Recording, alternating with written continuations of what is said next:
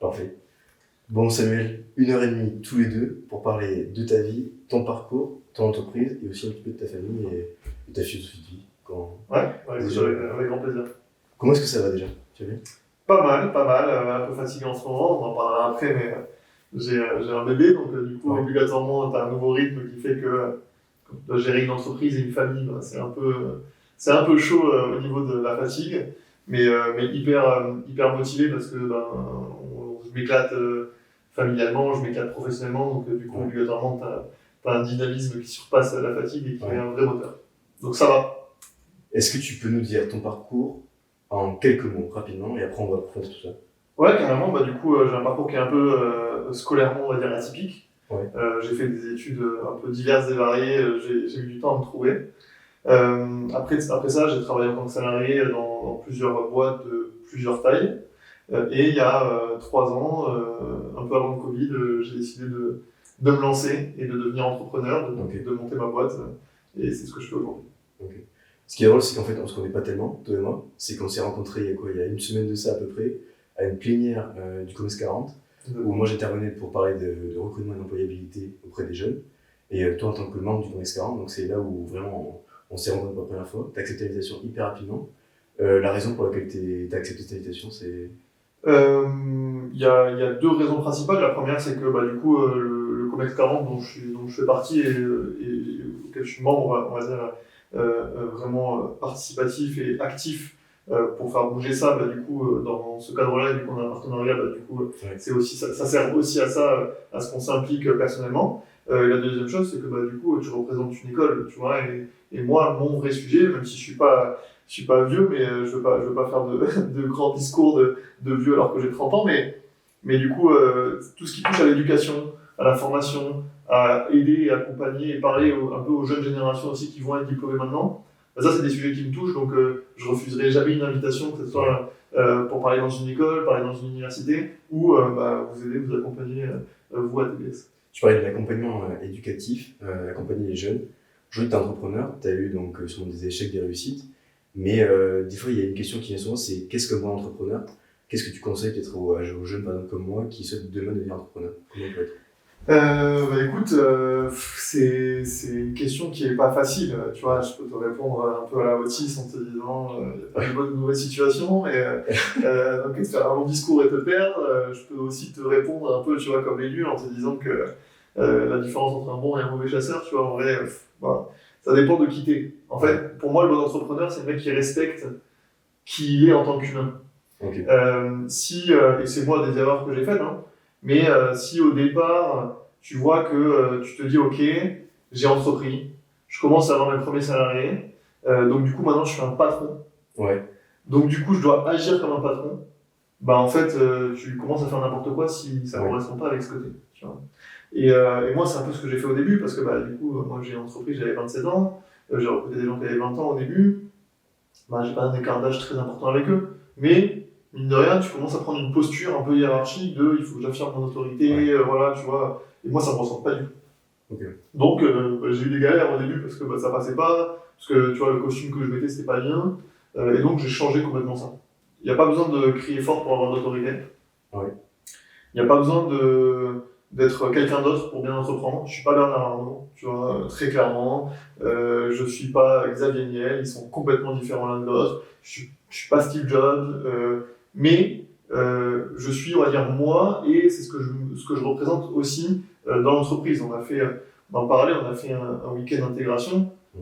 Moi, ce que j'ai vraiment kiffé, on va dire un séminaire avec toutes mes équipes, ce que j'ai kiffé, c'est que pendant le week-end, j'ai pas découvert de personnalité différente de ce que j'ai vu au bureau. Et j'espère que mes équipes, en tout cas, ils n'ont pas découvert un Samuel différent pendant ce week-end-là.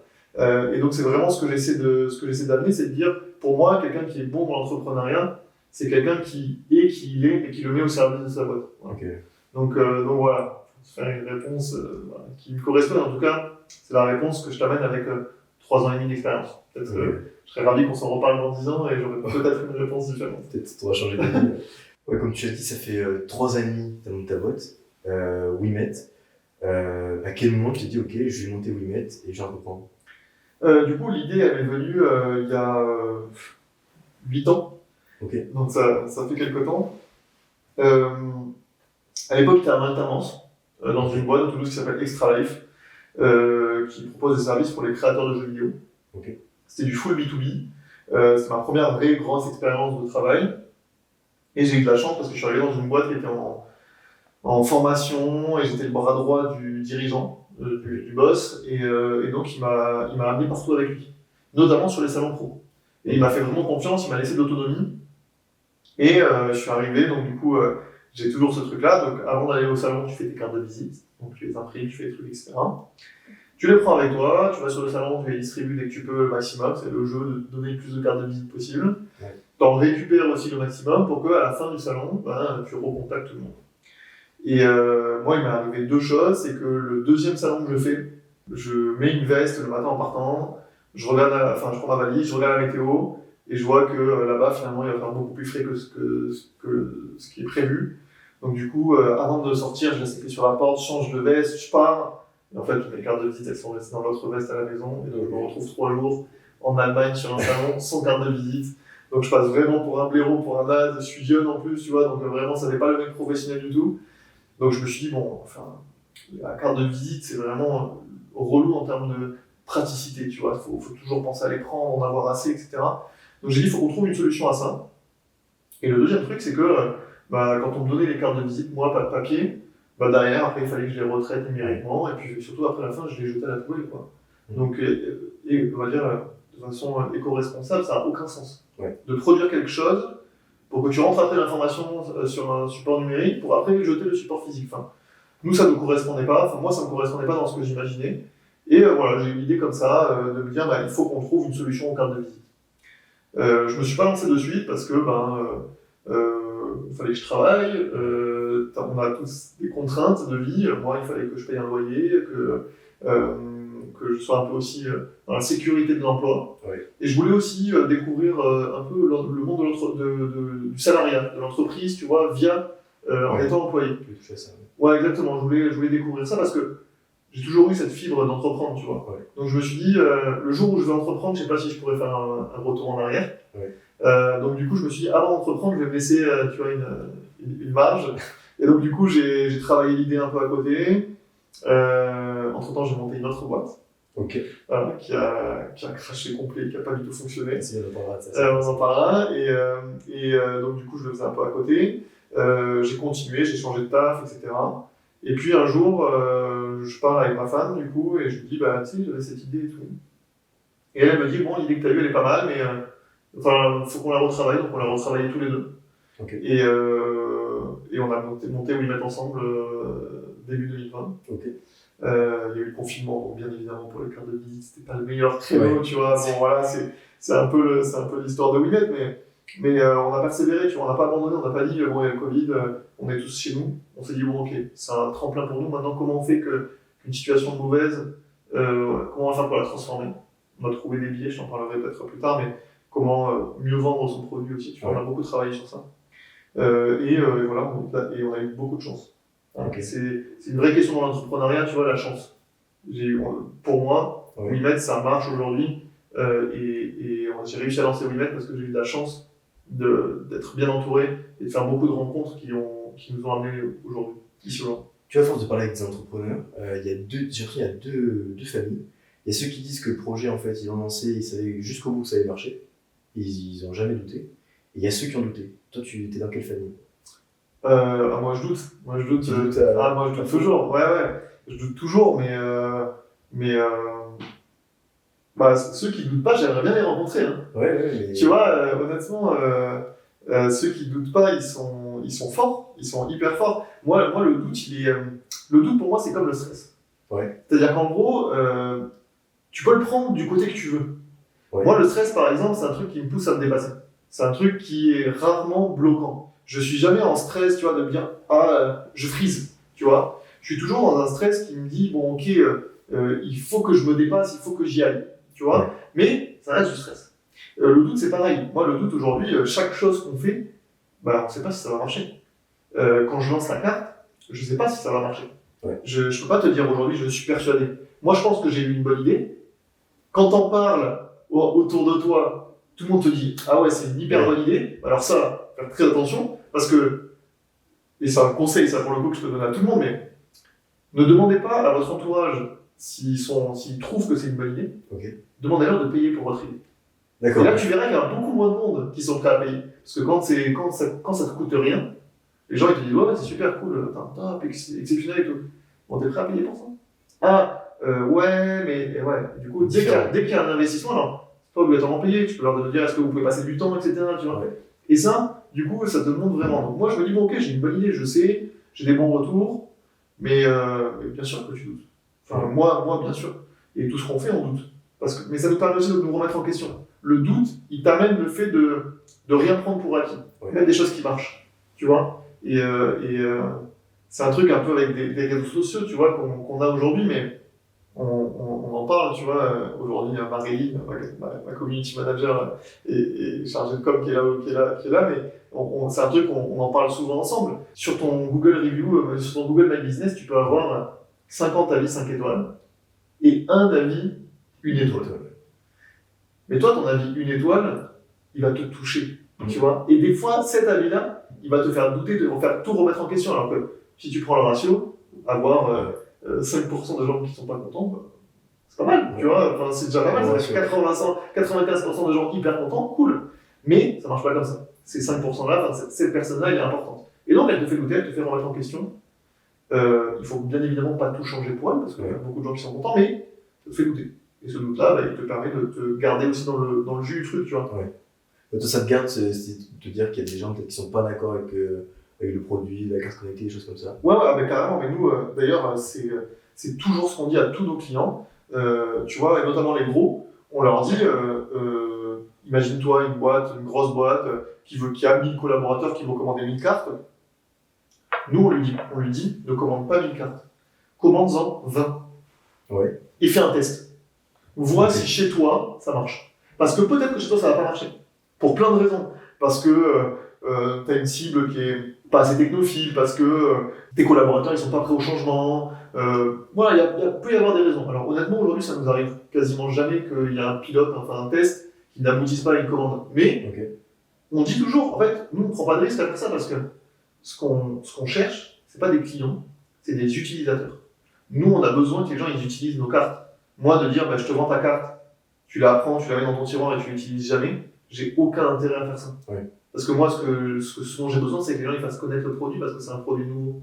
Donc du coup, on dit, très clairement, teste le produit, vois si ça marche. Et du coup, ça nous fait me dire, et ils nous disent, ouais, écoutez, chez nous, on s'est rendu compte qu'il nous manque cette fonctionnalité. Pas de problème, ça on sait faire. D'accord. On va développer. On peut vous faire du spécifique. Ouais. Ou alors, peut-être que tu vas nous dire, nous, on aimerait bien avoir cette fonctionnalité. Et puis après, on va dire à tous nos clients, est-ce que si vous aviez cette fonctionnalité, vous seriez content? Et tous qui disent, ah ouais, il est crème. Et donc dans ce cas-là, tu sais que tu dois y aller. Tu vois? Et le fait qu'on ait un petit qui te fasse douter, qui te fasse te dire, est-ce que moi j'ai besoin de ça? Ça te pousse à dire, attends, est-ce que tu penses que les autres ils en ont besoin? Ouais. Et donc ça te fait évoluer ton produit. Ça c'est hyper important, parce que, en tout cas chez nous, chez WeMed, on est vachement centré autour du produit et de nos clients. Tu vois, c'est vraiment ça qui compte. Le produit il a beaucoup évolué là depuis que tu as créé WeMed. Ouais, il a beaucoup changé, que ça soit en termes du produit en lui-même, parce qu'on fabrique les cartes à Toulouse. Ouais. Donc du coup, il y a aussi cet aspect de production de nos cartes. Ça a grave changé. On a proposé des différents supports, on a proposé du bois, on a proposé des cartes un peu différentes. Et on a aussi beaucoup avancé sur les fonctionnalités. Le premier produit qu'on a proposé, c'était une carte qui te permet de transmettre tes coordonnées de contact. Voilà, c'était vraiment l'idée de dire tu vas transmettre tes informations comme sur une carte papier, mais de façon digitale. Okay. Et puis on s'est dit peut-être que ce serait bien d'avoir un modèle avec plus de fonctionnalités pour ceux qui veulent avoir un peu plus d'infos. Donc on a créé la Wecard Pro, où tu peux avoir ta fiche contact, mais aussi ta plaquette PDF, ton calendrier en ligne, tes réseaux sociaux, ton profil LinkedIn, ton Doctolib si t'es médecin, la fourchette si t'es restaurateur, tu vois. On a amené quelque chose de plus poussé. Ouais, je vois. Et là, aujourd'hui, on a un nouveau produit qu'on a lancé qui s'appelle la Wecard Boost, qui permet, elle, d'aller juste vraiment cibler les commerçants qui veulent améliorer leur visibilité pour les produits, pour avoir des avis Google, pour avoir plus d'abonnés sur leur page Insta.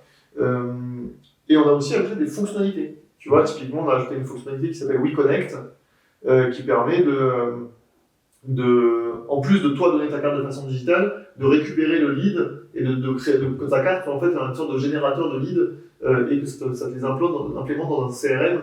Ça, tu vois, c'est hyper intéressant pour nos clients et ils l'utilisent beaucoup. Honnêtement, c'est quelque chose qui marche bien. Mais ça, typiquement, WeConnect, c'est un truc qu'on a lancé parce que c'est des retours clients. Oui, voilà. Ils nous disaient, mais nous, déjà, on donne plus de cartes papier, c'est hyper cool, mais on veut arrêter de les récupérer. Et donc, on leur a dit, pas de problème, on va vous créer des choses. Mais tu vois, là, tu parlais donc sur des avis clients qui t'aident à innover dans ton produit. De ce que je vois, aujourd'hui, les cartes connectées, il y a quand même pas mal de concurrence qui est en train de... C'est assez il y a de la concurrence qui arrive. Comment est-ce que tu vois ça? Et tu as des petites solutions, tu te dis, ok, je vais innover dans certains secteurs, des choses comme ça.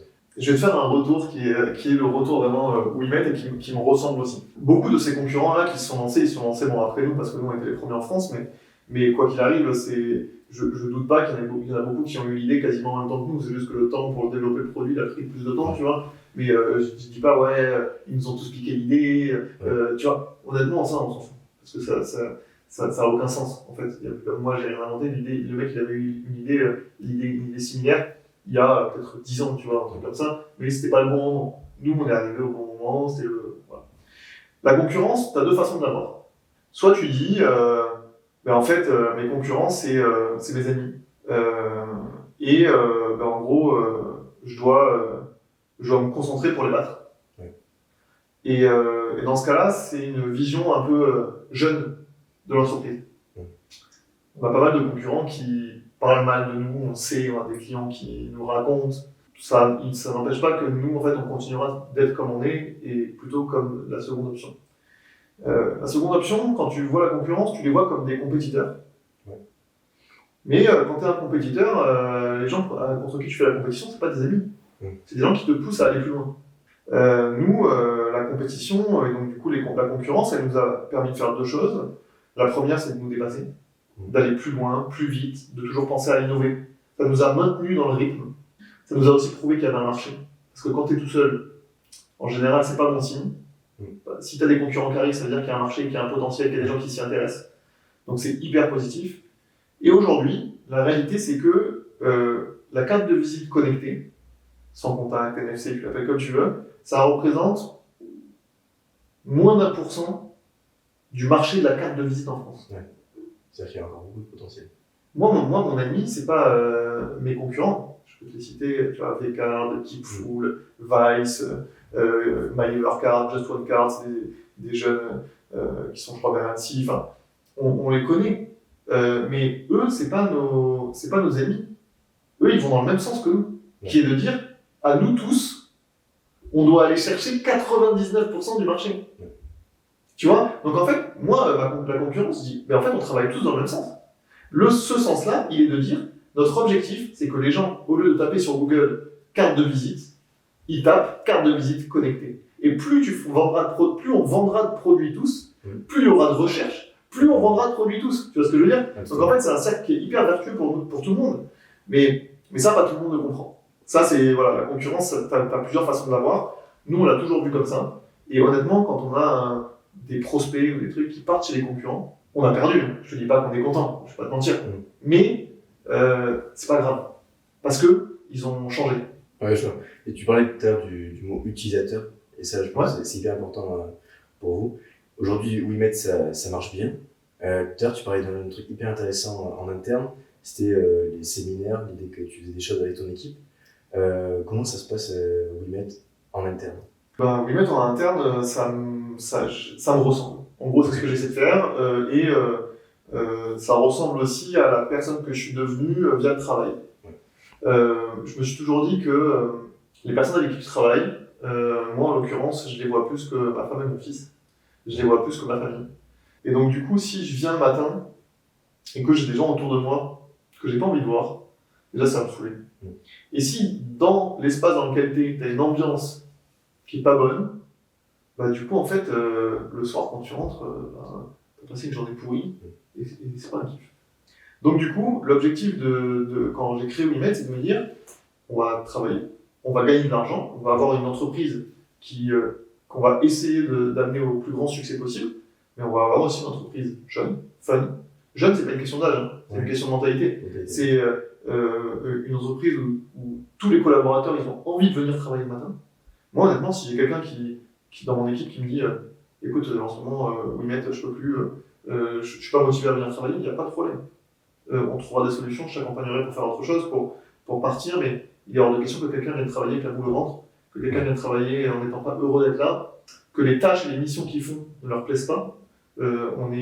J'espère en tout cas être beaucoup à l'écoute des collaborateurs pour leur dire, en fait, si tu as quelque chose qui te motive, qui te plaît, bah vas-y.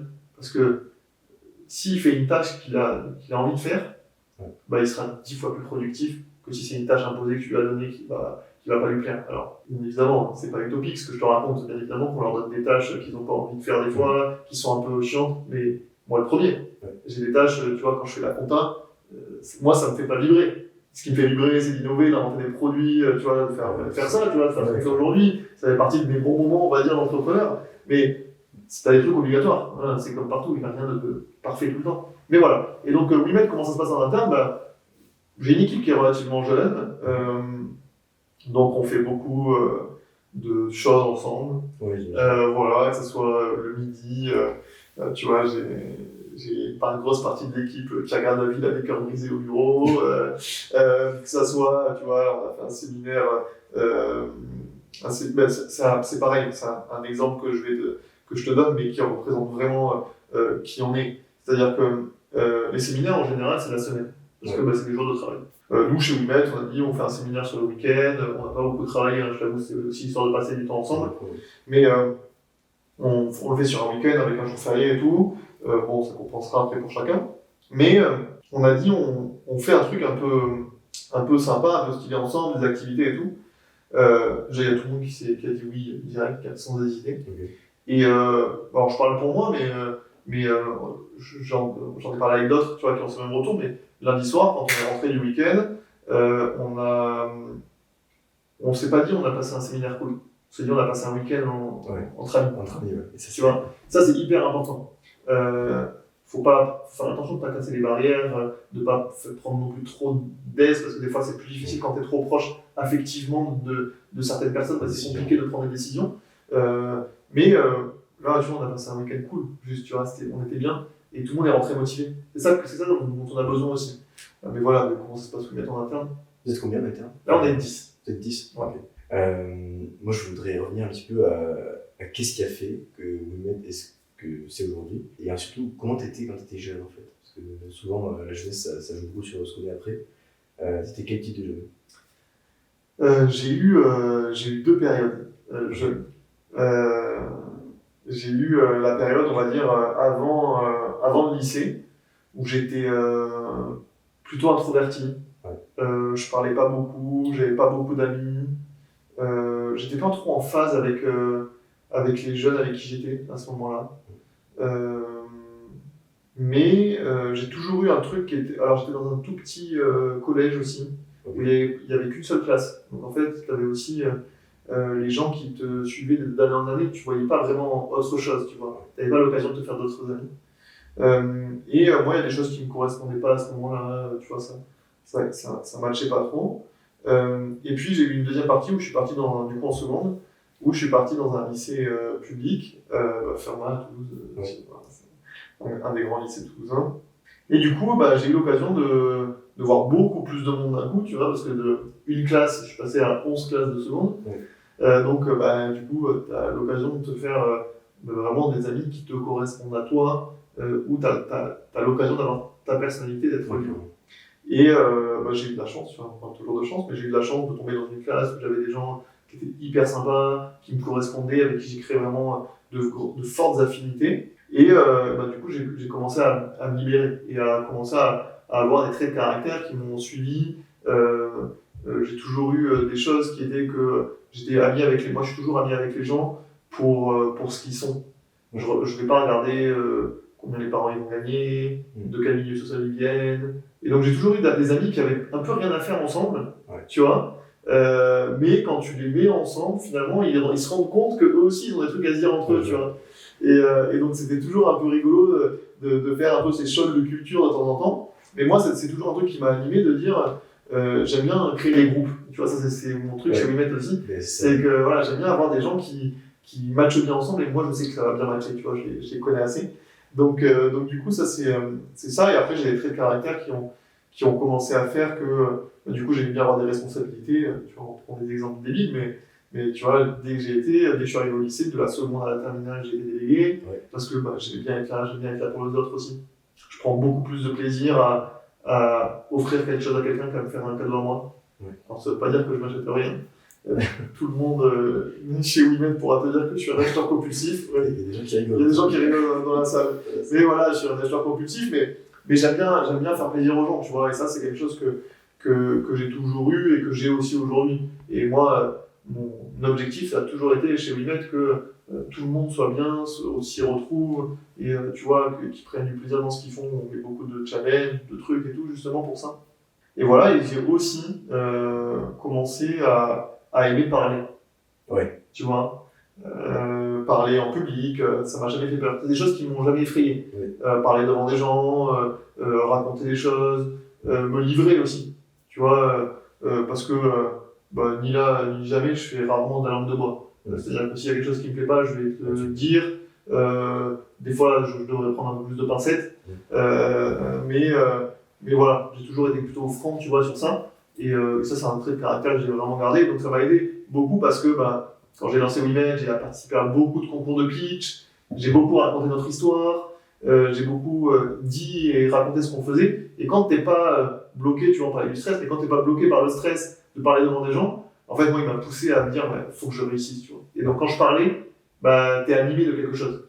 Et si t'as cette flamme en toi, les gens, ils le captent rapidement. D'ailleurs, tu le vois, moi, je le vois, si tu regardes qui va être mon associé, ou que tu regardes, tu vois, des pitchs sur YouTube ou quoi, tu vois la différence entre quelqu'un qui a révisé son pitch, qui le connaît par cœur, qui est hyper calé, et quelqu'un qui le vit. Voilà. Et ça, c'est vraiment un truc que j'ai toujours eu. Tu vois, quand je suis convaincu de quelque chose, je vais te convaincre que j'ai raison. Ça, c'est vraiment. Alors, c'est aussi être un peu têtu, tu vois. Non, mais clairement, il faut. Mais du coup, j'ai ce truc de vraiment, si moi je suis convaincu, je vais pas te lâcher tant que je vais pas te convaincre. Tu vois, je me rends compte qu'on a pas mal de points communs, tu vois. Premièrement, sur la prise de parole, moi aussi, tu vois, j'aime bien prendre la parole, et je trouve ça cool, il faut savoir s'affirmer. Mais aussi, par exemple, le leadership, tu vois, par exemple, avec être délégué, pendant que t'es au lycée. Moi, j'ai toujours été délégué. Et je me dis, en fait, il y a des personnes qui m'ont aidé à prendre des fois ce pas, à me dire, je vais avoir du leadership, je vais avoir de l'impact. Est-ce qu'il y a des personnes qui t'ont vraiment inspiré, qui toujours t'aident un petit peu dans tes décisions? Oui, carrément. En fait, le leadership, t'as une photo, une illustration qui existe, tu pourras la retrouver sur Google facilement, mais qui est qu'un leader, c'est pas le mec qui tient le fouet et qui fouette les esclaves, c'est le mec qui est devant et qui tire avec eux. Tu vois.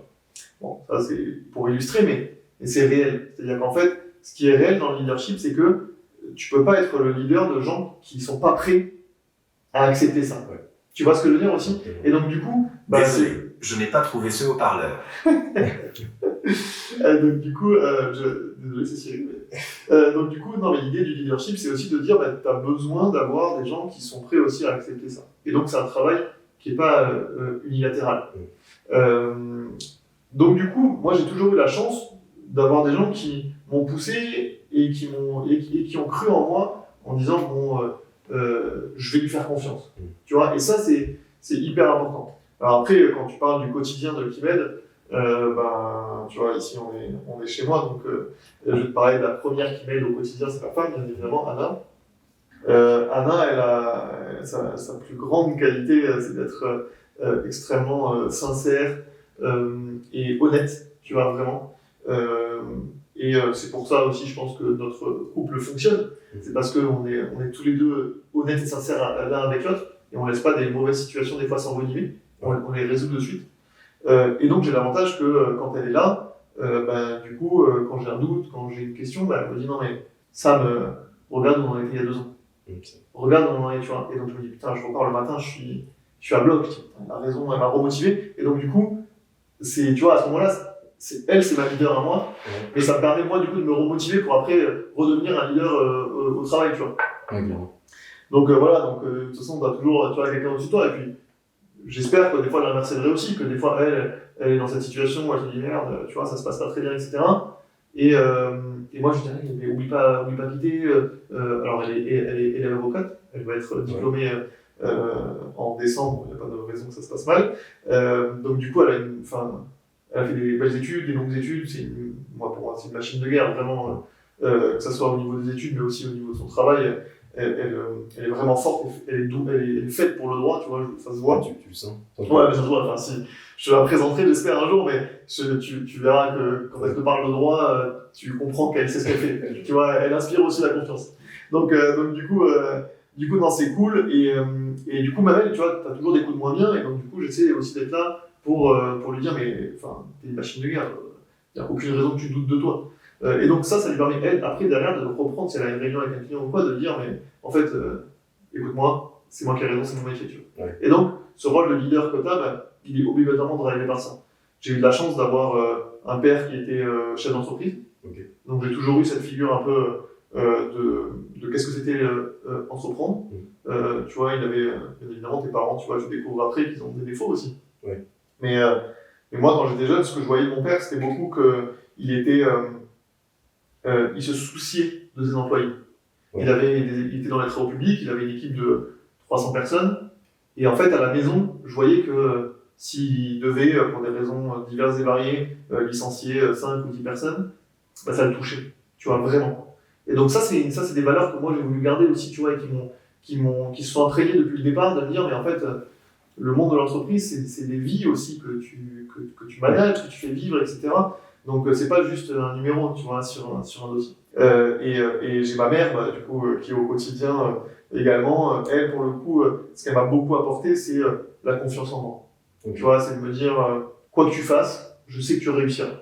Et ça, c'est hyper fort et puissant, tu vois, de dire, je doute jamais de toi. Tu vois, on en parle, c'est la fête des Verts dimanche, donc c'est facile pour moi d'en parler aujourd'hui, mais du coup, vraiment, tu vois, elle m'a amené ce truc-là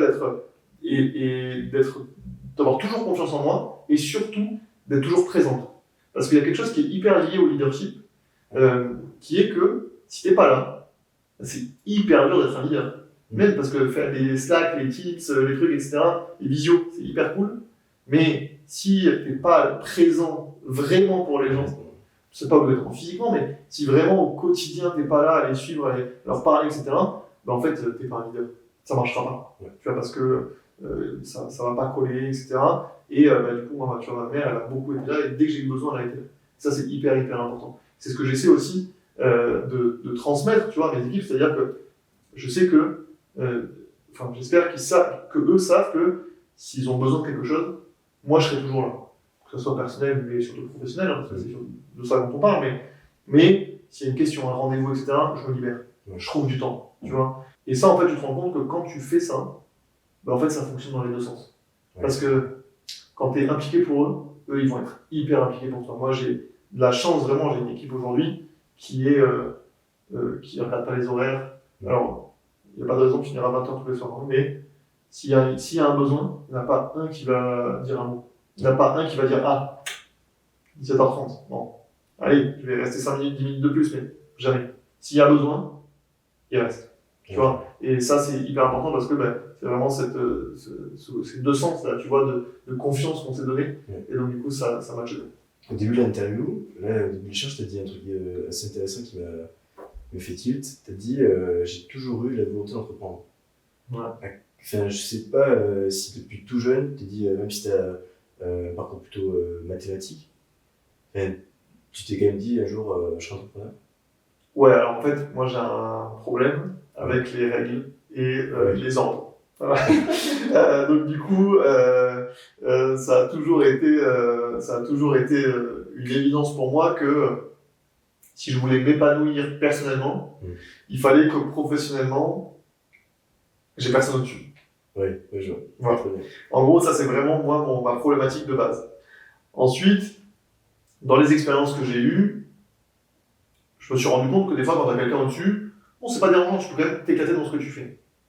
Mais moi, quelqu'un qui me donne un ordre, légitime, hein, mais si je suis pas d'accord, si on m'explique pas pourquoi, ou mais si on m'explique pourquoi, mais que je suis quand même pas d'accord et que je dois quand même le faire, ça marche pas. Donc, en fait, moi, mon envie d'entreprendre, c'est plus lié à la liberté de l'entrepreneuriat, tu vois. Et donc, du coup, c'est ça, moi, qui m'a motivé, c'est de me dire, je serai libre et je serai vraiment moi-même qu'en étant entrepreneur. Si j'avais eu un autre métier qui m'aurait permis ça, je l'aurais fait. Tu vois, vraiment, que ce soit sportif de haut niveau ou d'autres trucs, j'avais pas les qualités, malheureusement, j'aurais bien aimé. Tu vois, être Mbappé, j'aurais eu un bel appartement, je t'aurais reçu dans d'autres conditions, mais voilà, mais donc du coup, non, moi c'est vraiment ce truc-là, tu vois, d'être libre, d'avoir personne au-dessus, de pouvoir toujours aller là où je veux aller. Et donc, ça, aujourd'hui, il n'y a que l'entrepreneuriat qui le permet. Ouais. La période donc, où tu étais dans le salariat, tu as vu comment cette période-là, et est-ce que tu as confirmé ton choix de devenir vraiment indépendant? Oui, je la vis bien. Moi, je la vis bien. Bien évidemment qu'elle m'a confirmé ma volonté d'être libre. Mais je fais 2 ans d'abord dans le jeu vidéo. Ça se passe hyper bien. Honnêtement, je suis dans une petite boîte. Il n'y a pas vraiment de hiérarchie. C'est une hiérarchie horizontale. Je m'entends bien avec tout le monde. Je suis très jeune, mais on me laisse quand même beaucoup de responsabilités. Donc, très agréable, tu vois. Donc ça, je le vis très bien. Après, je pars chez New Rest, qui est une grosse boîte toulousaine. Et donc, je vais bosser pour... Olivier Sadran, qui est du coup une grande figure de la place toulousaine et qui est quelqu'un qui, moi, m'inspire beaucoup, personnellement, tu vois, dans son parcours, qui a commencé de rien, qui est hyper impliqué auprès de ses équipes. Et donc là, je découvre les grands groupes, 30 000 employés quand même, il reste. Tu vois. On ne parle pas de la petite boîte.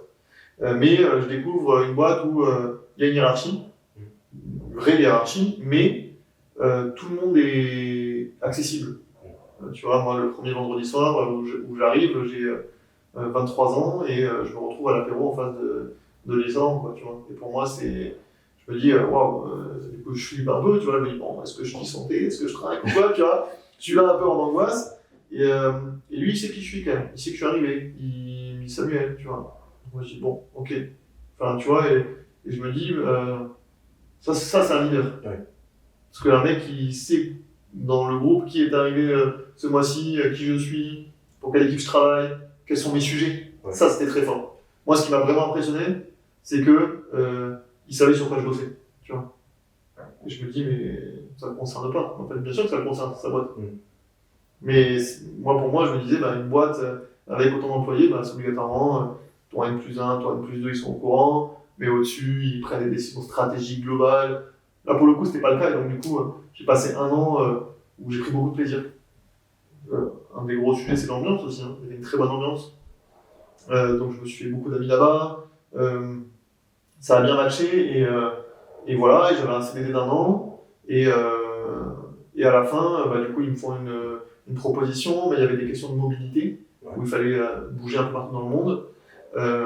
Moi, du coup, je t'ai dit, Anna, elle fait du droit, donc c'est difficilement exportable le droit français, il faut le faire en France. Ouais. Donc, du coup, je prends la décision de partir pour une autre boîte, que je ne citerai pas, où là, pour le coup, je découvre la face cachée, on va dire, de l'entreprise, en tant que salarié, où il y a beaucoup de hiérarchie, alors qu'on n'est que 25. Tu vois, ça n'a aucun sens. Beaucoup de non-responsabilisation des équipes, c'est-à-dire qu'en gros, vraiment, c'était le jeu de à qui c'est la faute. Ah, pas moi, j'ai rien fait, j'étais pas là, j'ai pas vu. Enfin, moi, c'est tout ce que je déteste. Tu vois, aujourd'hui, j'espère en tout cas, et j'ai l'impression que chez Wimet, de qui c'est la faute, je m'en fous. La question, c'est qu'est-ce qu'on fait pour résoudre le problème. Ouais, c'est ça. Tu vois, si tu passes plus de temps à trouver d'où vient le problème plutôt qu'à le résoudre, c'est qu'il y a un problème. C'est que le problème, c'est toi. Tu vois, donc à un moment, ça marche pas.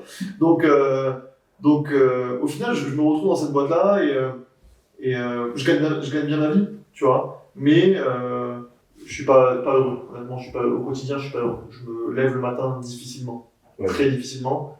Et 17h30, T1, je suis déjà dehors sur ma trottinette.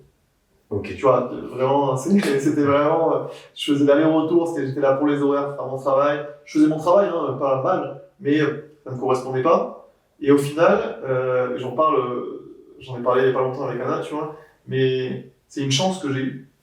Parce que je pense que si j'avais vécu une expérience meilleure, je me serais peut-être pas lancé maintenant. Ouais, peut-être que je n'aurais pas arrivé au bon moment pour la carte de visite connectée. Peut-être le peu coche. Ouais, tu vois, donc voilà, en fait, que ça soit une expérience ratée, au niveau de mon salariat, ben, ça a été un point bénéfique pour professionnellement, mais voilà, j'ai vécu des expériences vraiment très variées, mais qui m'ont montré un peu beaucoup de choses, notamment ce que je voulais être en tant que manager aussi. Tu vois, parce que quand tu es salarié, ben, le jour où tu deviens manager, tu te dis, ben, quand j'étais salarié, comment j'aurais aimé qu'on réagisse avec moi. Et quels sont les exemples de managers que j'ai eus qui ont bien fonctionné. Moi, tu vois, j'ai eu 2 managers exceptionnels, qui s'appellent Vandril et Baptiste. Ils m'ont grave accompagné. Ils m'ont fait confiance, ils m'ont laissé de l'autonomie, ils ont pris mon caractère. Ils m'ont donné des process, des cadres. Ouais. Tu vois, ils m'ont dit, bon, ce que tu fais, c'est bien, mais fais-le comme ça.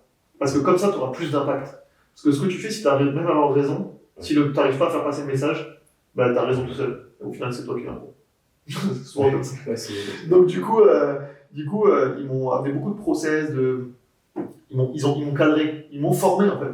Ouais. La réalité, c'est que j'étais un jeune et ils m'ont formé. Et ça, c'est le rôle de ton manager. Et donc, c'est ce que j'ai essayé d'apprendre et de garder pour m'y mettre. Et derrière, j'ai vu aussi des managers que je voulais pas, ce que je voulais pas être, tu vois. Et donc, du coup, des fois, je vois que je fais des actions comme ceux que j'aimais pas trop, tu vois.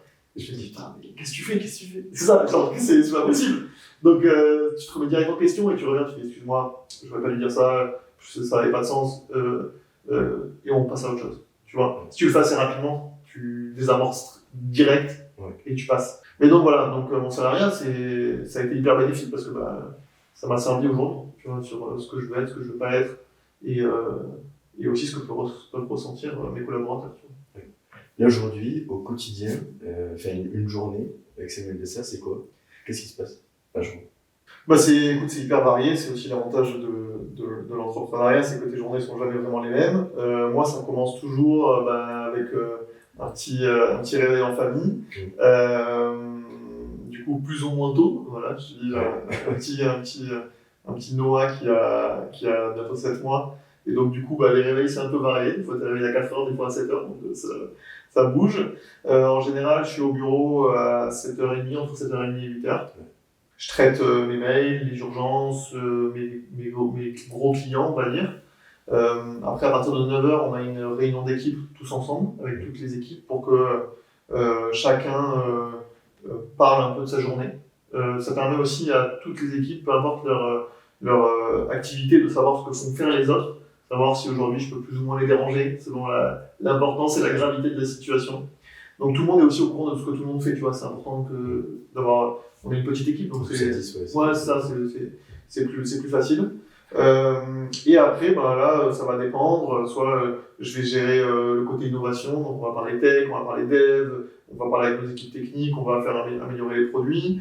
J'ai beaucoup de commerce, donc la gestion avec les équipes commerciales, on voit avec eux ce qu'on peut faire, on voit les gros clients, les grands comptes, les appels d'offres. Voilà, il y a une grosse partie production. Donc les cartes pour les clients, comment elles sont faites, quels problèmes on rencontre. Un client qui nous envoie un logo d'une qualité pourrie, qu'est-ce qu'on fait, etc. Bon, tu vois, tu es là aussi pour suivre, superviser. Alors, j'ai de la chance d'avoir des équipes qui sont hyper autonomes et hyper compétentes surtout. Donc c'est une vraie force. Moi, je suis un fan de com, market, etc. Donc très souvent, j'échange pas mal avec les équipes pour discuter, trouver des nouvelles idées, comment améliorer les idées, essayer de trouver des trucs pour être un peu disruptif sur notre marché. Donc ça prend des parties de journée.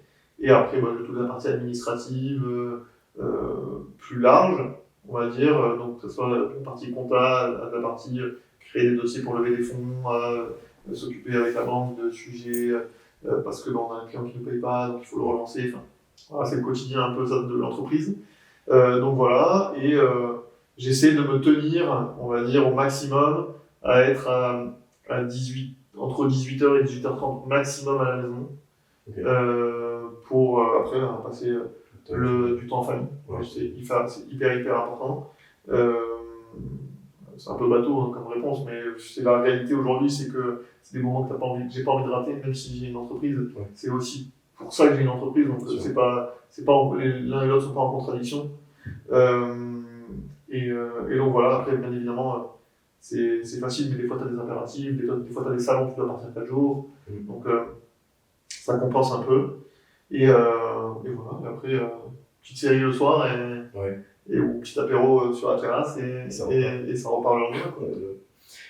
Si on voit un petit peu, beaucoup parlé du présent et du passé, si on voit un petit peu pour plus tard, t'aimerais qu'on dise quoi de Samuel Dassad dans 10 ans? C'est une très bonne question. Tout le monde dit ça. Non, c'est une bonne question. Moi, j'aime bien qu'on dise de moi que je suis gentil. Ouais. Parce que la gentillesse, c'est souvent vu comme un défaut. Tu sais. Genre, on dit, ah ouais, lui, il est trop gentil. Non. Tu peux pas être trop gentil. Tu peux pas être trop honnête. T'es honnête. Tu vois, c'est des adjectifs où il n'y a pas de sens à dire trop. En fait, trop, c'est juste pour le dévaloriser. Et donc, du coup, moi, je fais beaucoup de choses par bonté et sans obligatoirement attendre un retour sur ça, tu vois. Justement, je ne vais pas te les citer parce que sinon il n'y a pas d'intérêt, mais tu vois, il y a beaucoup de choses que tu fais parce que tu as envie d'être sympa avec les autres, de les aider. Je vais t'en citer quelques-uns parce que ça sera l'occasion aussi pour les gens qui regardent la vidéo, et si c'est des gens qui sont en études, de le faire. Mais moi, si quelqu'un m'envoie un CV, et que je ne peux pas le prendre chez Winnet, mais que son profil, il matche bien avec une startup que je connais qui va faire, je vais faire la mise en relation, ça me prend quoi ? 1 minute, tu vois. Mais grâce à ça, tu arrives à voir que du coup, tu fais des choses en fait, parce que t'es sympa. Tu vois, gentil, c'est être sympa, c'est être cool. Et moi, c'est la seule chose que j'ai envie que les gens se rappellent de moi. Je suis pas un requin de l'économie ou de l'entrepreneuriat. Ça me fait chier de dire à quelqu'un, ça arrive, mais voilà. Je sais pas, j'ai un cœur, quoi. Tu vois, vraiment, et donc pour moi, c'est difficile. Maintenant, j'ai pas envie j'ai pas envie que les gens disent de moi, ah ouais, c'est un entrepreneur à succès. Ça, je m'en fous, en fait. Ouais. Parce que ça te représente pas. Tu vois ce que je veux dire? Ça veut juste dire que t'as planté des couteaux dans le dos à tout le monde pour atteindre ton objectif. Moi, ça sera jamais mon objectif. Parce que arriver tout en haut, seul, t'as personne pour te prendre en photo. Ouais. Je suis d'accord. Tu vois? Et donc, du coup, tu te retrouves et tu dis, bon, je vais faire un selfie pourri encore raté, et du coup, c'est nul.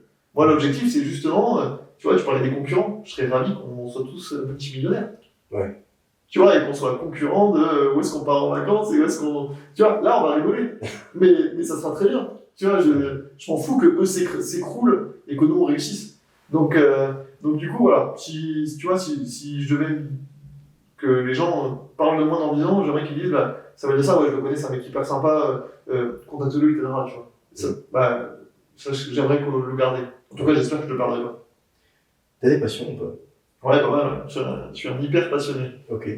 C'est-à-dire que je suis un excessif dans ce que j'aime. Ouais. Donc en gros, je sais pas juste faire un truc rapide et ne pas aller. Quand je commence un truc, j'y vais je vais jusqu'au bout. Et une fois que j'ai atteint ça, après je peux changer. Donc je suis un passionné de golf. Okay. Voilà. J'ai beaucoup joué. Alors après, ça prend beaucoup de temps. Donc aujourd'hui, quand tu as une entreprise et une vie de famille, tu joues moins. Ouais. C'est compliqué de dire à ta femme, salut, je pars dimanche 8h jouer avec mes potes, tu vois, on va boire des coups en plus et tout, donc ça ne matche pas. Donc du coup, le golf pour moi c'est une vraie passion parce que, en plus du sport, de la compétition, du fait que ce soit un sport où ton seul ennemi c'est toi, parce que tu joues pas contre quelqu'un, en fait tu joues contre le score, tu joues contre l'endroit où t'es. Donc ça c'est moi je trouve ça hyper cool. Parce que quand tu rentres, si t'as mal joué, c'est ta chose. Tu vois. Le tennis, si tu joues, le mec en face de toi, t'as Djoko, même si t'es très bon ce jour-là, tu vas te faire écraser. Moi, il y a des journées, je peux jouer, je suis sur un nuage, et donc c'est hyper gratifiant. Donc ça, c'est un vrai kiff pour moi, et le vrai kiff surtout, c'est que tu coupes de peu importe ce que tu fais, les problèmes que t'as, etc. Moi, quand j'arrive là-bas, t'es en pleine nature, et tu coupes avec ton quotidien obligatoirement. Et moi, ça me vide la tête vraiment. Quand je suis là-bas, je suis calme, serein, et j'ai aucun problème. Peu importe ce que j'ai fait avant ou ce que je fais après. Voilà, après, tu vois, je fais des cartes de visite, donc j'aime bien les cartes, donc je joue un peu au poker. Ouais. Ça, c'est mon côté un peu mathématique. Moi, ce que j'aime dans le poker, c'est pas que le hasard et l'argent, c'est vraiment le côté statistique, essayer de comprendre le jeu, vraiment, tu vois, derrière, il y a des vraies questions, il y a une vraie étude du jeu. C'est un peu lié aux échecs aussi, tu vois, c'est un sujet sur lequel je me suis lancé à fond en disant, je lisais 3 bouquins par semaine d'échecs et tout, tu vois, je suis vraiment genre trop excessif. Et là, ça doit faire peut-être 2 ans que je n'ai pas joué, tu vois, j'ai complètement arrêté. Tu vois, je suis allé au bout et j'ai dit, ok, c'est bon, je prends une période, j'ai compris. Je veux tout savoir sur ça. C'est ça. Et après, je me dis, bon, tu vois, j'arrête. Mais à un niveau qui est des fois trop, tu vois. Je joue, par exemple, je te prends un exemple, mais je joue jamais à la console. Genre, vraiment, c'est pas mon kiff. Mais je suis un peu nostalgique, donc moi, Nintendo, tu vois, ça me parle. La GameCube, moi, j'avais la GameCube quand j'étais jeune. Les jeux Nintendo, Mario Kart et tout, c'est des trucs de mon enfance. Pokémon, c'est des trucs qui me parlent. Et j'ai mes potes, il y a 5 ans, ils m'ont acheté la Switch pour mon anniversaire. Donc je l'ai, elle est là, elle traîne. Et là, il y a Zelda qui est sorti. Moi, Zelda, c'est le jeu de mon enfance. Tu vois, et je me dis, bon, voilà. Et là, par exemple, ça fait 10 jours, ma femme, elle en peut plus, mais j'ai dû mettre 80 heures de jeu. Tu vois. Genre, ça n'a aucun sens. Tu vois, et par contre, je sais que là, ça fait 4 jours que je ne l'ai pas touché et je pense qu'elle va être reposée, je ne la toucherai pas avant 2 ans. Voilà, mais j'ai des super périodes comme ça. Donc voilà, j'ai pas mal de passions qui sont liées à ça, mais mes 2 grosses passions, en tout cas sportives, c'est le golf et le surf. Mais qui est le surf, c'est un peu plus compliqué parce que faut bouger, ça nécessite des conditions météorologiques, donc t'as besoin d'avoir les bonnes conditions. Mais voilà, c'est aussi quelque chose qui me permet de me vider la tête. Et l'eau, je trouve ça hyper apaisant. Tu vois, moi, c'est un truc que depuis tout petit, j'ai eu l'habitude de faire des sports nautiques. J'ai fait notamment de la planche à voile à un bon niveau. Et donc, du coup, c'est un truc qui me permet, moi, de décompresser. Tu vois, vraiment. Voilà. Là, on a utilisé pas mal de fois le mot partir à droite à gauche, tout ça. T'as fait tes études à Toulouse, t'es toulousain. Est-ce que tu te vois un jour partir ailleurs? Dans mes études, j'ai fait 2 ans à Nice. Voilà, où du coup, ça m'a changé un peu les idées, j'avais besoin de partir. Je suis revenu et j'étais content de revenir aussi. Mais Toulouse, on a une ville agréable quand même. Mais moi, personnellement, je me suis posé la question, ce que je disais à Aurélien, je disais, il y a 2 jours, je me suis dit, pourquoi pas une vie à Toulouse? Genre, je suis Montpellierin, donc pour mon père, c'est compliqué. C'est pas grave. Mais je me suis dit, pourquoi pas, parce que c'est quand même vachement sympa. Ouais, en fait, je suis d'accord avec toi, mais pour moi, il y a Toulouse, s'il y avait la mer ou l'océan, ça serait genre en mode, je me poserais même pas la question. Tu vois, c'est-à-dire que t'as la vie parfaite. Après, t'as aussi un truc qui est que la ville, elle peut être la meilleure du monde si t'es seul, que t'as pas d'amis, que t'as pas de famille et tout, c'est quand même compliqué à la fin, tu vois. Donc moi, j'ai l'avantage d'avoir mes amis d'enfance qui sont là, j'ai ma famille proche qui est là, une partie de ma famille proche qui est là, donc du coup, c'est dur de se voir partir. Honnêtement, si demain je devais partir, je pense que je partirais à l'étranger. Et je suis pas sûr d'y faire ma vie. Tu vois, après, ça serait histoire de faire 5, 6 ans, 10 ans. Bon, quand t'as des enfants, tu te rends compte que tu te vois moins partir facilement. Tu vois, là, aujourd'hui, avec ma femme, déjà, quand on va partir en week-end, l'organisation que c'est, je me vois pas dire on déménage à New York dans 2 semaines, tu vois, ça va être un peu chaud. Mais moi, je suis hyper attaché à Toulouse. D'ailleurs, on en rigolait, mais j'ai reçu un prix, c'est un exemple, mais j'ai reçu un prix à Paris, national, c'était au Théâtre Mogador, devant 500 personnes et tout. Et donc on reçoit le prix, je monte sur scène, je reçois le prix et tout, et le mec me fait une petite interview rapide, et il me dit du coup, mais vous êtes une start-up française? Et moi je dis non, toulousaine. Tu vois, c'est ce truc-là de dire, genre, c'est ancré en nous. Et même, on parle jamais de nous, on dit jamais qu'on est français. On est toulousain, c'est notre vraie identité. Et je pense que c'est lié aussi un peu, moi je suis un fan de rugby, tu vois, donc du coup, quand t'es toulousain, ça veut dire quelque chose. Tu vois, je suis un fan aussi du TEF, je suis abonné, on va voir les matchs et tout, mais quand j'étais au Stade de France pour la finale de la Coupe de France, je vis aussi le sport dans cette ville, et quand t'es supporter en fait des clubs, t'es aussi supporter de la ville un peu, tu vois, t'as ce truc-là. Et donc du coup, moi je suis hyper fier d'être toulousain, c'est une vraie identité pour nous, et mine de rien, en France aussi, ça représente quelque chose, je sais pas, les gens, ils se disent Toulouse c'est cool, alors Marseille, moi ma femme elle est marseillaise. Donc tu vois, Marseille, t'as le cliché du Marseillais, ils vont te faire un accent pourri pour limiter la cagole, etc. Mais c'est hyper typé. En général, les gens, quand tu leur dis Toulouse, ils te disent non, il y a un accent du Sud, mais ils pensent à des gens sympas. Ouais, Tu vois, c'est un peu le contraste que tu as avec Bordeaux qui est pas si loin, où quand tu penses à un Bordelais, les gens en général ils pensent pas à un mec sympa, tu vois. Alors que moi j'ai plein de potes qui ont fait leurs études à Bordeaux et tout, ils se sont éclatés, mais quand tu dis Bordelais, tu penses, t'as le cliché du mec qui sont plus sur les épaules et tout, tu vois, qui va au Ferré. Bref, nous à Toulouse, t'as le cliché du mec qui va à Saint-Pierre voir des mètres de Ricard chez tonton, tu vois, et donc c'est bon d'elle, tu vois, et donc ce truc-là d'être bon délire, c'est un kiff aussi d'habiter dans une ville qui est cool. Puis là, on est en début juin, on commence à prendre plaisir, tu vois. Le soir, tu sais que tu vas te retrouver avec tes potes pour aller boire un verre dehors, il va faire beau, on a un climat qui est quand même cool, t'es à 1 heure du ski. Tu vois, quand j'étais jeune, je faisais des ski rails, tu vois, on prenait le train et t'allais passer la journée au ski. Tous les dimanches, j'étais au ski pour 30 €, tu vois. La région, elle fait des trucs aussi de ouf. Tu vois, la ville, elle fait des trucs de ouf pour nous. T'as le métro qui est plutôt bien desservi quand t'habites proche. Donc, dans une ville qui, quand t'es étudiant, la place Saint-Pierre, quand même, elle te sauve pas mal de soirées. Quand t'es un peu plus âgé, mais jeune, t'as pas mal de guinguettes, pas mal de trucs. Moi, tu vois, j'ai passé des soirées à l'envol, tu vois, à passer avec 2000 personnes à faire la fête. Aujourd'hui, t'as des lieux hyper sympas comme Racine, Horizon, qui sont sur les bords, en bas de la Grande Roue, qui ont créé une guinguette énorme, qui est hyper sympa. Donc, t'as des trucs pour te rendre bien, t'as des écoles partout qui sont bien. Il fait bon vivre, en fait, t'es bien, tu vois. Et puis là, vous êtes venu chez moi aujourd'hui, mais moi j'habite près là, du Jardin des Plantes, du Grand Rond.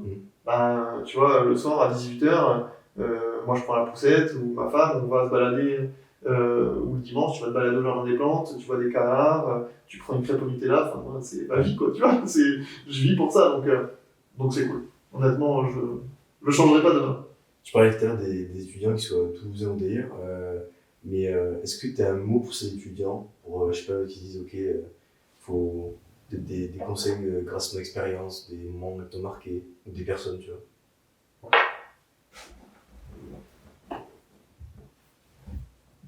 J'aime pas trop les conseils. Genre, moi, c'est un truc qui me saoule, c'est quand les mecs qui me donnent des conseils. Moi, ce que j'aime bien, c'est te raconter mon expérience. T'en fais ce que tu veux. Tu vois, tu vas te dire, là, ils vont être hyper motivés, ils vont dire, ah, mais je me retrouve un peu dans lui, je comprends un peu ce qu'il me dit là et tout. Donc, ils vont écouter ce que je leur dis, mais je vais pas leur dire, faites ça. Tu vois, c'est comme sur LinkedIn en ce moment, t'as que des mecs qui te donnent des conseils, le truc, moi, ça me rend ouf. T'as 0 expérience et tu viens m'expliquer ce que je dois faire en achat immobilier. Arrête, tu vois, genre, arrête, t'as jamais travaillé, tu vois ce que je veux dire? Alors, tu t'y connais rien. Donc, j'ai aucun conseil pour les étudiants.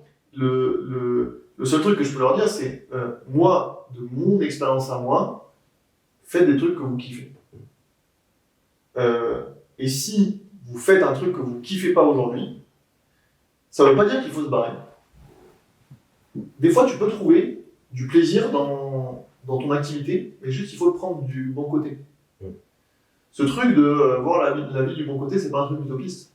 C'est un vrai truc de dire, mais en fait, des fois, quand ce que tu fais aujourd'hui ça te va pas, peut-être que tu ne regardes pas du bon angle. Et donc du coup, d'essayer de se décaler un peu et de dire, ah en fait, c'est pas si mal en fait aujourd'hui ce que j'ai, et je peux prendre du plaisir en le tournant un peu. Après, là où je peux donner des conseils, c'est sur le truc de moi, en tant qu'aujourd'hui chef d'entreprise, qu'est-ce que j'attends d'un étudiant qui vient me parler, qui vient me demander un stage, qui vient me demander une alternance, qui vient me demander de transmettre son CV. La première chose, c'est du culot, mais bien placé. Parce que souvent, les gens, ils font rimer le culot avec le fait d'être un peu agressif. C'est pas du tout pareil. Tu vois, il n'y a aucun sens d'avoir les deux. Tu peux avoir du culot en disant, écoute, j'y vais, mais ça, tu peux être respectueux, tu peux faire un message ou un mail bien cadré, et en demandant un service en disant, est-ce que tu peux m'aider? Moi, si les gens ils me disent, est-ce que tu peux m'aider? Je dirais, je pense, jamais non. Alors que si le mec il me dit, partage mon CV à ton réseau, je suis en mode, bonjour déjà, tu vois. Donc du coup, c'est ce truc-là aussi de cadrer un peu ça, de dire, lancez-vous, mais n'ayez pas peur d'être un peu vulnérable. C'est pas grave d'être vulnérable. Moi, le premier, quand j'ai monté l'entreprise, je suis allé voir des mecs en leur disant, j'ai besoin d'aide. Je suis pas capable, je ne sais pas faire. Mais c'est normal de ne pas savoir faire. Tu vois, j'ai pas appris, personne me l'a expliqué. Donc, c'est pas grave de dire qu'on sait pas. Donc, je sais pas. Donc, aide-moi. Donc, n'hésitez pas à dire ça. Et même pour vos alternances, vos stages, etc. Souvent, tu te dis, quand t'es jeune, t'as pas envie de passer pour un as auprès de ton manager ou ton boss.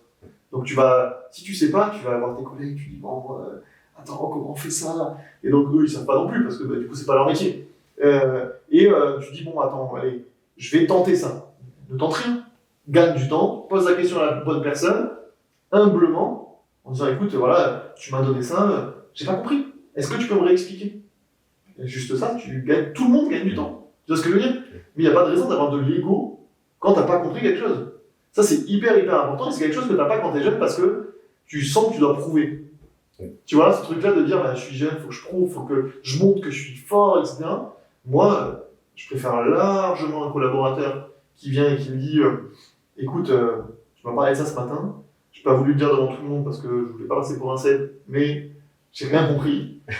T'inquiète, je te prends à part, je t'explique, je te réexplique, aucun problème. Par contre, s'ils me demandent rien, qu'ils font la connerie, là, je vais être moins gentil. Ouais. Tu vois? Parce que, en fait, t'avais l'occasion. Et c'est jamais arrivé une fois où tu me poses la question et je t'ai dit, allez, vas-y, va-t'en. Bah non. Si tu m'as posé la question et que j'ai toujours été bienveillant et que j'ai toujours répondu, le jour où tu me poses pas la question et que tu te rates, moi, je vais pas te rater. Tu vois ce que je veux dire? C'est le jeu. En fait, tu vois, c'est aussi être juste. Parce que c'est le cas avec tout le monde. Et la dernière chose, on en parlait, tu vois, à l'occasion du COMEX, parce que c'est aussi une de nos missions d'être présent pour les jeunes. Mais aujourd'hui, les jeunes, ils cherchent à avoir un travail avec du sens. Tu vois, ça, c'est vraiment l'enjeu de demain, c'est de faire en sorte que leur tâche, leur mission, l'entreprise dans laquelle ils sont, elle ait du sens. Alors, nous, on a de la chance, parce que moi, on a une start-up qui est hyper éco-responsable, hyper engagée. Et donc, je pense que les collaborateurs qui sont chez nous viennent chez nous parce que aussi on a cette quête de sens, etc. Mais il n'en reste pas moins vrai que tu as des entreprises qui restent des belles entreprises sans qu'il y ait vraiment un sens profond à leur tâche. Et donc, du coup, dans cette quête de sens-là, il faut faire un peu attention. Parce que des fois, à trop chercher du sens là où tu vas aller, bah, tu oublies un peu ton quotidien.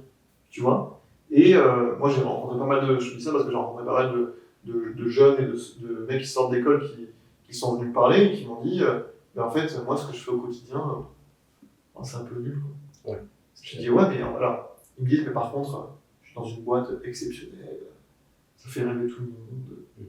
Voilà, c'est important, tu vois.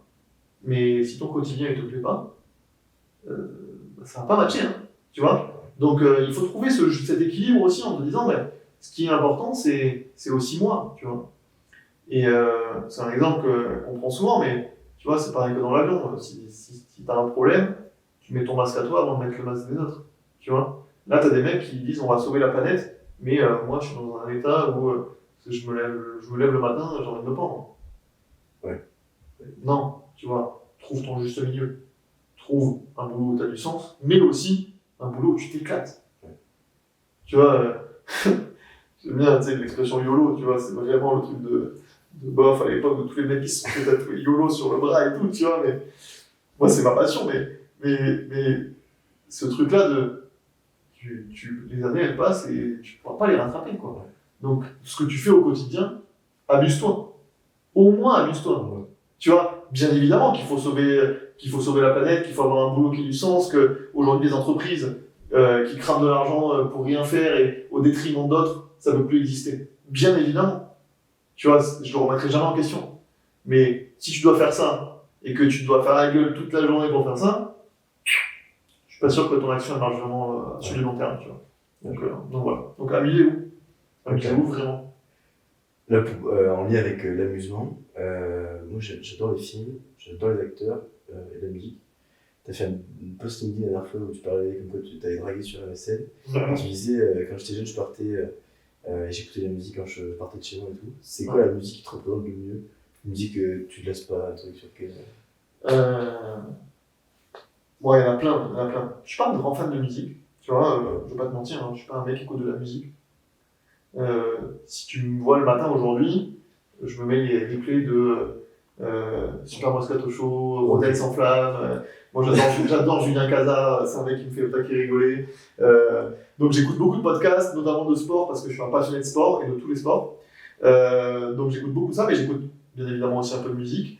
Je suis un fan, si je devais choisir un type de musique aujourd'hui, je pense que c'est le rap, que ce soit le rap US ou le rap français. Quand j'étais jeune, j'étais fan de rap US. Tu sais, t'as 16 ans, tu te prends pour un petit américain et tu te dis, ouais, Tupac et tout, c'est ma vie et tout, West Coast et tout, t'es à fond.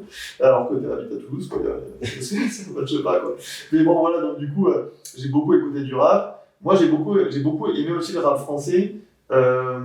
Mais j'ai deux choses que j'aime dans le rap français. J'aime les bons rappeurs. Ouais. Tu vois, les mecs qui ont vraiment un flow qui te touche. Okay. Et donc, moi j'ai grandi avec Booba, tu vois. Donc moi c'était mon enfance, donc bien évidemment c'est le boss du rap, mais il y a aussi beaucoup de rappeurs que j'aime parce que c'est des poètes. Les textes sont hyper impactants. Tu vois, Booba, Caris, etc. Je vais pas te les citer parce que sinon la vidéo va pas pouvoir passer sur YouTube, mais tu vois, c'est quand même beaucoup sur un milieu que moi, honnêtement, j'ai pas connu. Tu vois, la cité, la drogue, les armes, les femmes faciles. Enfin voilà, tu vois, les sujets sont quand même relativement restreints. Mais j'aime bien aussi moi les rappeurs, tu vois, qui viennent t'expliquer quelque chose ou te raconter quelque chose d'une façon qui est belle et qui te touche. Ou quand t'entends la punchline, tu te dis waouh, c'était lourd. Tu vois, ce truc-là. Et donc moi, je trouve que Big Flo et Oli, ils sont hyper sous-cotés. Ouais, carrément, je suis d'accord avec toi. Tu vois, ils écrivent des textes de ouf. Souvent, ils sont sous-cotés parce qu'ils sont jeunes, parce qu'ils sont toulousains, parce qu'ils sont gentils. Ouais, tu vois, il y a ce truc de gentil. Tu vois, on parle de gentils. Mais c'est vrai que dans le rap, c'est pas l'image du rap. L'image du rap, c'est des bonhommes, tu vois. Il n'y a pas de mecs gentils dans le rap. Ouais. Alors que, en fait, tu vois, je sais pas si t'as vu, mais Oli fait un freestyle de 10 minutes sur Sky, et t'as tout le monde qui dit waouh, mais il est exceptionnel. Mais non, en fait, si t'écoutais vraiment ses chansons, ça fait 10 ans. Bah, tu verrais qu'il est exceptionnel depuis 10 ans. Et pareil pour Big Flo, hein. Il rappe aussi bien, il écrit aussi bien. Mais ils ont un truc, alors bien évidemment, nous c'est Toulouse, on les connaît bien, c'est la famille, tu vois. Ouais. Mais ils ont ce truc-là d'être hyper puissants et d'avoir des textes où des fois t'entends des punchlines et tu te dis waouh, c'est. Tu vois. Il y a une de leurs répliques qui est il n'y a pas de bon père, il y a des hommes qui font de leur mieux. Tu vois. Ouais. Et moi, ça, c'est des trucs qui me parlent, tu vois, qui me touchent. Et quand j'entends ça, je dis, en fait, là où moi je trouve que le rap il est fort, c'est quand il te met les mots sur quelque chose auquel tu penses. Tu vois. Ouais. Je suis allé le voir 2 fois en concert, un des mecs que j'adore, c'est Orelsan, tu vois, qui est très proche aussi, tu vois, de Big Flo et Oli dans le style. D'ailleurs, ils étaient à un moment proche au début, notamment, mais. Orelsan, il a cette faculté quand tu es étudiant, moi je l'ai beaucoup écouté étudiant, quand tu es étudiant, ce qu'il te raconte, c'est ta vie. Ouais. Tu vois, quand il te dit que tu galères avec les filles, quand il te dit que moi, une de mes chansons préférées, voilà, alors si tu veux, voilà, une de mes chansons préférées, et c'est une des chansons préférées de ma femme aussi, c'est Note pour trop tard, d'Orelsan. Elle dure 7 minutes, il n'y a pas de refrain, il déballe punchline sur punchline. Ça, c'est quel album? Parce que moi, je crois que c'est l'avant-dernier album. Okay. C'est une des dernières chansons, et c'est la dernière chanson de l'album, je crois. Et il te dit des vérités, mais il parle, tu vois, en te disant des choses qui te touchent et que tu comprends, et des vérités que quand t'es jeune, tu peux pas comprendre, ouais. Et qu'aujourd'hui, moi, qui ai 30 ans, donc un vrai vieux, tu vois, pas du tout, mais voilà, de dire, en fait, moi, c'est des choses qui parlent au moi d'il y a 10 ans, ouais. Tu vois, et donc c'est ça que j'ai trouvé aussi vraiment cool dans ce style de rap. Après, Nino, c'est. Voilà, tu vois, là, Nino, il a un peu ce mix entre être un bête de rappeur quand même, parce qu'il a un flow qui est exceptionnel, et des textes aussi qui vont souvent parler. Voilà, après, moi, mon enfance, c'est Eminem, c'est Biggie, ouais, tu vois, le vrai rap US, Tupac, évidemment, les vieux Jay-Z. Tu vois, Jay-Z, il est hyper sous-coté parce que c'est un businessman de ouf, ouais. Mais la réalité, c'est que c'est un rappeur exceptionnel. Et si tu veux faire la démonstration, c'est qu'ils ont demandé aux 100 plus grands rappeurs dans le monde leur top 5, et Jay-Z est numéro 3. C'est-à-dire que pour ses pairs à lui, ouais. C'est une machine de guerre. Et c'est vrai, c'est une machine de guerre. Tu vois, t'as des mecs qui sont un peu perdus, mais Kanye, tu vois, c'est une machine de guerre. En termes de rap, c'est fort, c'est impactant. Voilà. Après, il faut un peu piger l'anglais, parce que souvent les punchs sont fortes. Nous, on comprend, tu vois, que quelques mots, mais si tu prends vraiment les textes, les paroles, les punchs qu'ils envoient, hyper puissant. Donc voilà. Tu parlais du mot nostalgie. J'ai l'impression que t'es quelqu'un assez nostalgique. Ouais, alors pas vraiment. Ah ouais? Ouais, Ok. pas vraiment.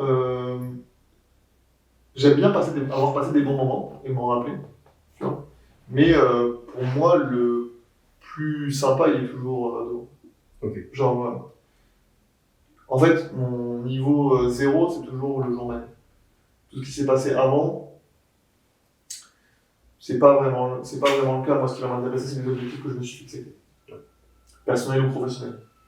Ok. On arrive sur la fin de l'interview. J'ai 2 questions pour terminer. Où ils mettent en termes de croissance, là, t'en penses quoi? Objectivement, tu te dis, il y a encore beaucoup de choses à faire ou... Je vais te faire une réponse qui n'est pas vraiment une réponse, mais oui, il y a encore bien évidemment beaucoup de choses à faire. Ouais. Mais ça va très bien. Okay. On a fait 400% de croissance cette année. Okay. Tu vois, quand tu dis ça déjà, tu te dis que tu as fait du bon travail. On est passé de 3 à 10 collaborateurs en un an. On a gagné des très gros appels d'offres avec des très gros clients.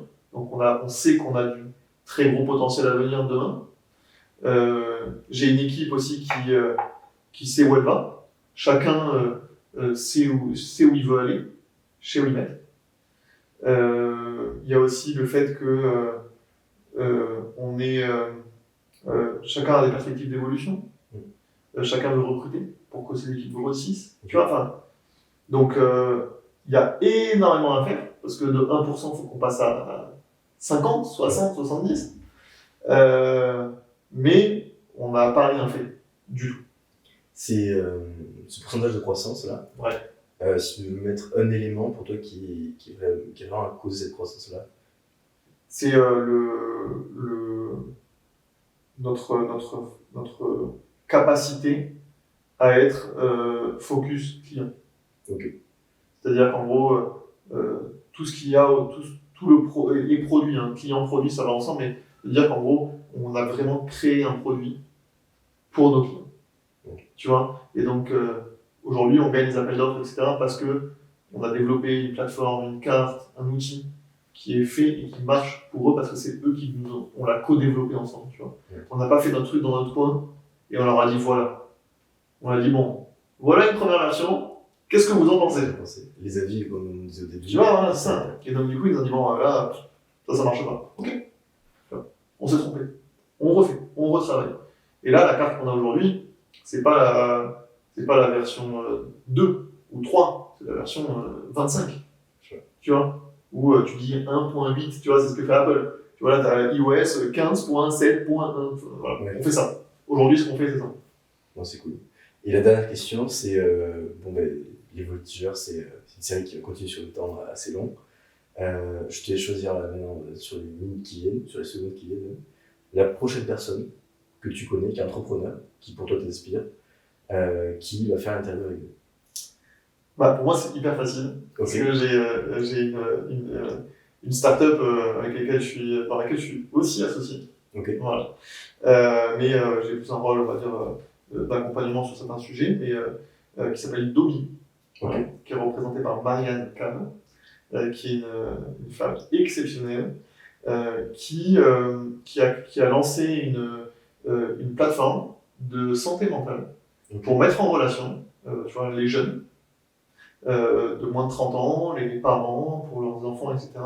Et pour leur permettre de trouver un psy qui correspond à leurs besoins. Parce que, en fait, aujourd'hui, quand tu as un problème, quand tu as envie de parler à quelqu'un, tu vas aller chez le psy, le premier que tu vas trouver sur Doctolib ou le premier que tu vas trouver sur Google, mais si tu es un psy qui est spécialisé en schizophrénie et que toi, tu as juste un petit coup de mou en ce moment, vous n'allez pas obligatoirement matcher, tu vois.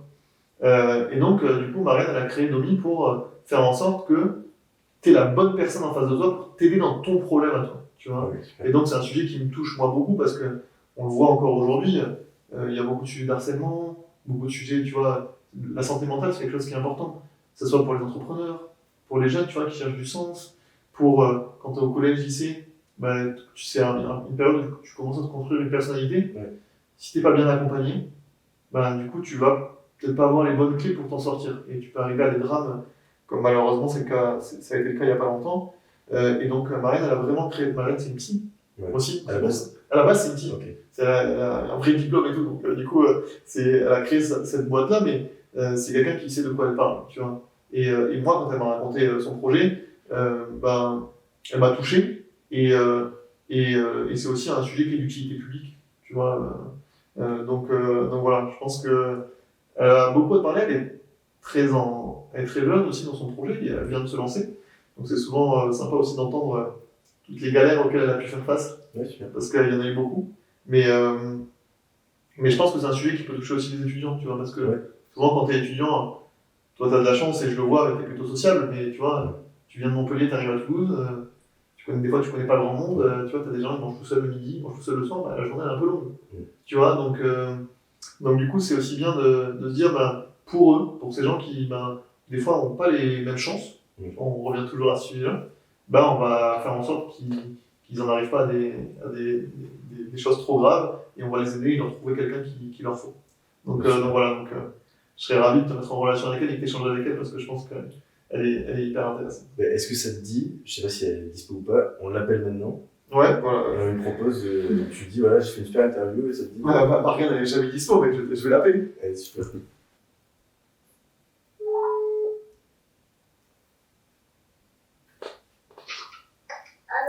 Salut Marianne, ça va? Ouais, je suis dans le métro, ça va peut-être couper, dis-moi. Bon, rien, t'es enregistré, donc ne dis pas de bêtises, t'es pas sur Skyrock, mais juste ne dis rien, c'est pour une vidéo YouTube. Je suis avec Théo des Voltigeurs, qui est une série YouTube de TBS du coup, et de Escadrille, qui est la junior entreprise d'Escadrille. Et du coup, ils font des portraits d'entrepreneurs, et à la fin, ils m'ont demandé si j'avais quelqu'un à leur recommander pour leur prochaine émission. Et du coup, bien évidemment, je t'ai proposé parce que ton projet est exceptionnel et je pense que tu as beaucoup de choses à dire. Est-ce que du coup, officiellement, je te fais la demande, ça te dirait de participer à la prochaine émission? Tu peux pas dire non? Carrément. Ok, super. C'est cool. Alors, je leur donnerai ton contact et tu pourras leur parler de santé mentale, il n'y a pas de tabou. Ouais, chouette. Mais attends, je suis pas compris, je suis enregistrée là? Bah oui, t'es enregistré. Voilà, ça sera diffusé sur M6 la semaine prochaine. Et là, voilà, c'est tout. T'inquiète, je t'explique après, je te rappelle. Je te rappelle après. Ok. Allez, bisous, salut, bye. J'ai répondu. Bisous, ouais. Super. Voilà, mais c'était sûr, hein, elle est plutôt tranquille. Détente. C'est top. Faut kiffer. Bon, en tout cas, merci Samuel. On a passé 1h30 ensemble, c'était Merci à top. toi. Dans un super cadre chez toi. Et en tout cas, j'ai beaucoup apprécié ton histoire, ton entreprise, j'ai appris à la connaître. Et j'espère que ça va inspirer pas mal de jeunes et même d'entrepreneurs et d'autres personnes sur ton parcours et sur leur parcours. Mais écoute, merci à toi d'être venu dans mon environnement. Et j'en profite rapidement juste pour finir. Je suis toujours dispo pour toi, mais pour ceux aussi qui regardent la vidéo. Donc si vous avez besoin de conseils ou d'échanges, etc., vous pouvez me trouver facilement sur LinkedIn. Et je serai ravi de répondre à vos questions ou vous aider ou transmettre un CV, ou si vous avez besoin de connaître mieux l'environnement startup, je suis aussi là pour ça. Ouais, super. Voilà. Ça va bien. Merci beaucoup. Merci.